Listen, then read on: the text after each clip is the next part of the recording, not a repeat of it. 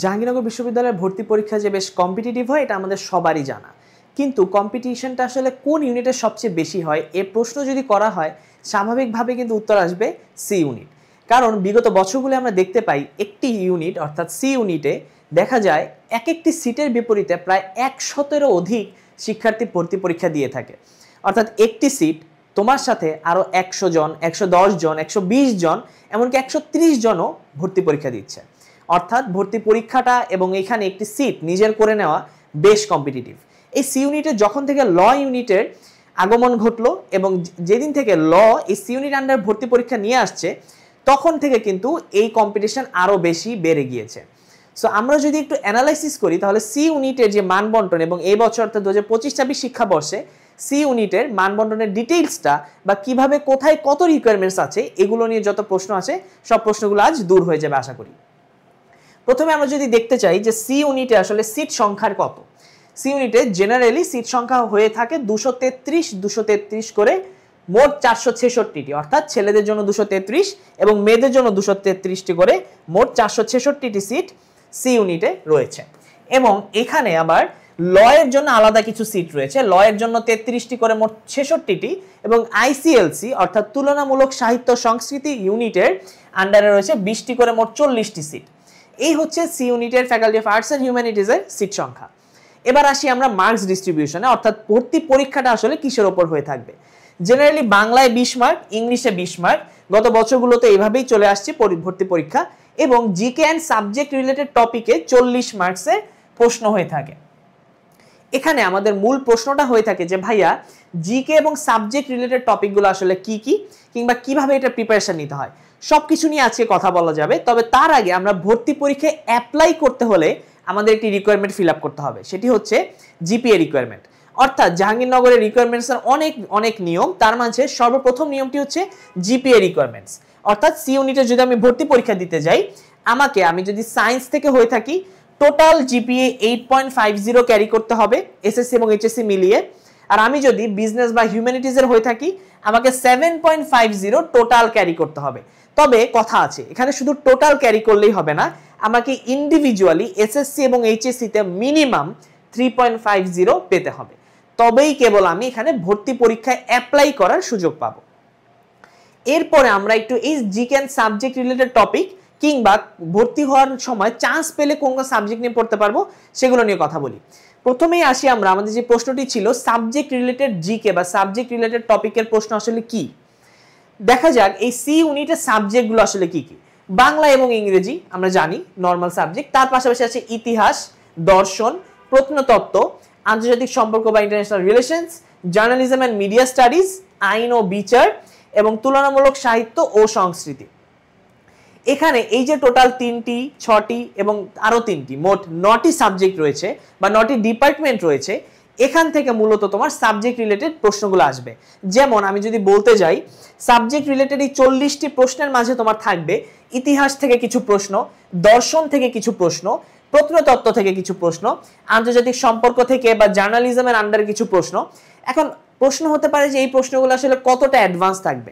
আমরা জিকে কিন্তু জেনারেলি পড়ে আসি, সো জিকে আমরা যেভাবে পড়ি সেই জিকে গুলো কিন্তু হয়তো ইতিহাসের জিকে, যেমন 1947 সালের বিভিন্ন যুদ্ধ নিয়ে বা 1971-এর যুদ্ধ, সেটা কিন্তু ইতিহাসের আন্ডারে পড়ে।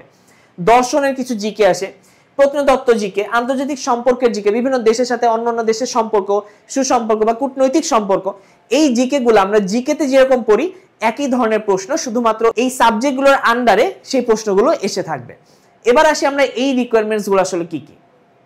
যখন আমরা চান্স পেয়ে যাব, চান্স পাওয়ার পরে কিন্তু আমাদেরকে সাবজেক্ট চয়েস করতে হবে। এই রিকোয়ারমেন্টগুলো হলো মূলত সাবজেক্ট চয়েসের রিকোয়ারমেন্ট। অর্থাৎ তুমি যদি বাংলা নিয়ে পড়তে যাও তাহলে তোমাকে এইচএসসিতে বাংলায় ন্যূনতম A- ও ইংরেজিতে ন্যূনতম B গ্রেড থাকতে হবে। যদি তুমি ইংরেজি নিয়ে পড়তে চাও তোমাকে ইংলিশে এসএসসি এবং এইচএসসি দুটো পরীক্ষাতেই A পেতে হবে। আর বাকি সাবজেক্টগুলোতে প্রায় একই রকমের রিকোয়ারমেন্ট, অর্থাৎ এই সাবজেক্ট ইতিহাস থেকে শুরু করে তুলনামূলক সাহিত্য সংস্কৃতি যেটি নিয়েই তুমি পড়তে যাও, এইচএসসিতে তোমাকে ইংলিশে ন্যূনতম A- থাকা লাগবে। এই রিকোয়ারমেন্টটি ফিল আপ করলেই তুমি এটার জন্য মোটামুটি এলিজিবল বলা যায়। এবং এই সেকেন্ড কলামের প্রত্যেকটি রিকোয়ারমেন্টসই এইচএসসি কেন্দ্রিক, অর্থাৎ এইচএসসি পরীক্ষার কোন সাবজেক্টে কত লেটার গ্রেড রয়েছে তা নিয়ে। তবে তুমি যদি বাংলা পড়তে যাও শুধুমাত্র এটি ফিল আপ করলেই হচ্ছে না, তুমি যে অ্যাডমিশন টেস্ট দিবে যেখানে বাংলায় 20 মার্ক, ইংলিশে 20 মার্ক এবং জিকে এবং সাবজেক্ট রিলেটেড টপিকে 40 মার্ক, সেই অ্যাডমিশন টেস্টের বাংলায় 50% এবং ইংলিশে 30% নম্বর তোমাকে পেতে হবে যদি বাংলা নিয়ে পড়তে চাও। যদি তুমি ইংলিশ নিয়ে পড়তে চাও, ইংলিশে ন্যূনতম 60% মার্কস, অর্থাৎ তুমি যে অ্যাডমিশন টেস্ট দিচ্ছ 20 মার্কের 20টি ইংলিশ এমসিকিউ প্রশ্ন, তার মাঝে 60% মার্কস তোমাকে পেতে হবে অ্যাডমিশন টেস্টে। তারপরে যদি আমরা দেখতে যাই যে আমরা জার্নালিজম নিয়ে যদি পড়তে চাই, একই রুলস প্রযোজ্য, ইংলিশে ন্যূনতম 60% লাগবে। যদি আমরা ল নিয়ে পড়তে চাই তাহলে আমাদের ভর্তি পরীক্ষার বাংলা এবং ইংরেজিতে 60% করে মার্কস লাগবে। আর যদি আমরা তুলনামূলক সাহিত্য সংস্কৃতি অর্থাৎ আইসিএলসি ডিপার্টমেন্টে পড়তে চাই, আমাদেরকে একইভাবে বাংলা ও ইংলিশে ন্যূনতম 40% পেলে এখানে চলছে। সো এই হলো সি ইউনিটের মার্কস ডিস্ট্রিবিউশন। তবে আমরা জানি সি ইউনিটের সাথে আরো একটি ইউনিট রয়েছে C1, অর্থাৎ C1 উপ ইউনিট বলা হয় এটাকে। C1 ইউনিটটি হচ্ছে মূলত ফ্যাকাল্টি অফ আর্টস অ্যান্ড হিউম্যানিটিজের আন্ডারে ড্রামা অ্যান্ড ড্রামাটিক্স এবং ফাইন আর্টসের জন্য। সো আমরা প্রথমে সিট সংখ্যা নিয়ে দেখে আসি। 32টি করে মোট 64টি সিট রয়েছে এই ফ্যাকাল্টিতে, অর্থাৎ এখানে ড্রামা অ্যান্ড ড্রামাটিক্সের জন্য 14টি করে 28টি সিট এবং ফাইন আর্টস অর্থাৎ চারুকলার জন্য 18টি করে 36টি সিট রয়েছে। এর পাশাপাশি আমরা মার্কস ডিস্ট্রিবিউশনটা যদি দেখি, বাংলায় রয়েছে 10 মার্ক, ইংলিশে 10 মার্ক, সাধারণ জ্ঞানে 20 মার্ক জিকেতে এবং সাবজেক্ট রিলেটেড কোশ্চেন্সে 40 মার্ক। এখানে সাবজেক্ট রিলেটেড প্রশ্নগুলো আসলে কি? এগুলো হচ্ছে চারুকলা কিংবা আমরা যেই নাটক ও নাট্যতত্ত্ব নিয়ে পড়তে চাই এই রিলেটেড 40 মার্কসের প্রশ্ন আসবে। আর জিকেতে নর্মাল টাইপের কিছু জিকে আসবে 20 মার্কসে।